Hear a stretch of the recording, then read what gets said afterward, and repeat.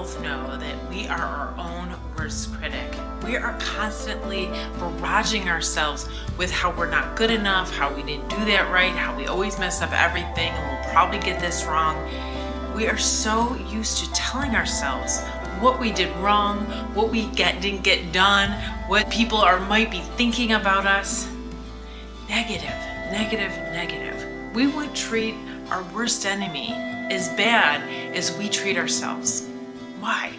Why are we always talking so negatively about ourselves? I guess we're kind of encultured to do that. We're encultured to have these high standards of ourselves and assume that everybody else is judging us by those high standards, and worried that we'll stand out and be left out or have deficits. And so we push ourselves so hard constantly to meet those standards. And when we don't, because they are impossible and unrealistic and kind of crazy.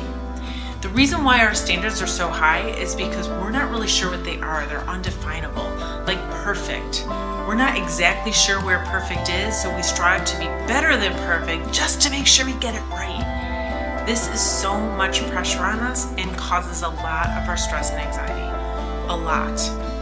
Let me tell you why. Because if you think you mess everything up and you think you can't handle anything and you think you can't get anything done, which is all BS, because we know that you guys work harder than ever to do stuff, because we all do. We work really hard at surviving our life. We go through a lot of hard times, and it is a lot.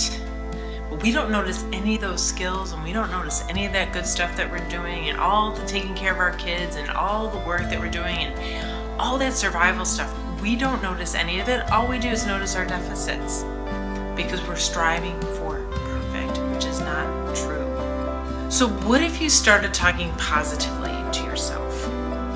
I met someone last week who was talking about kids having so much pressure about tests nowadays in high schools and colleges, even in grade schools. They have so much anxiety about the tests that they're taking.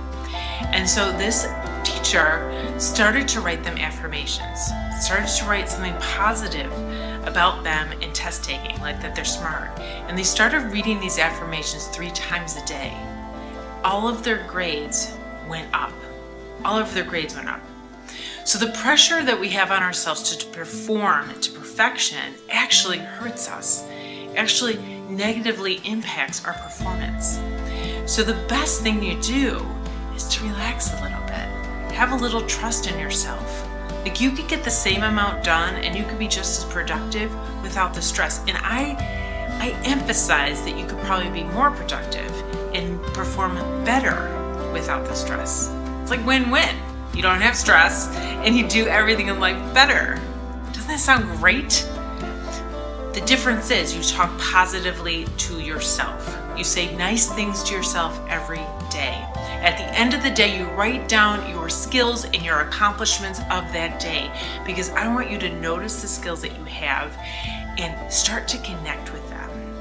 Once you connect with those skills, then you know you have them, and you're not so overwhelmed by anything that could happen in the world, because you know that you have skills to handle it. Thank you so much for watching. I really want you to talk positively about yourself. I want you to start writing down affirmations that are positive and not too big of a jump. So you go in little increments and you could believe them and really transfer some of those negative beliefs about yourself. You know, if you believe that you hate yourself and look in the mirror and say, I love you, it won't work because you don't believe it. You have to do these smaller increments. That it's possible I'm not as bad as I think. That's the first step.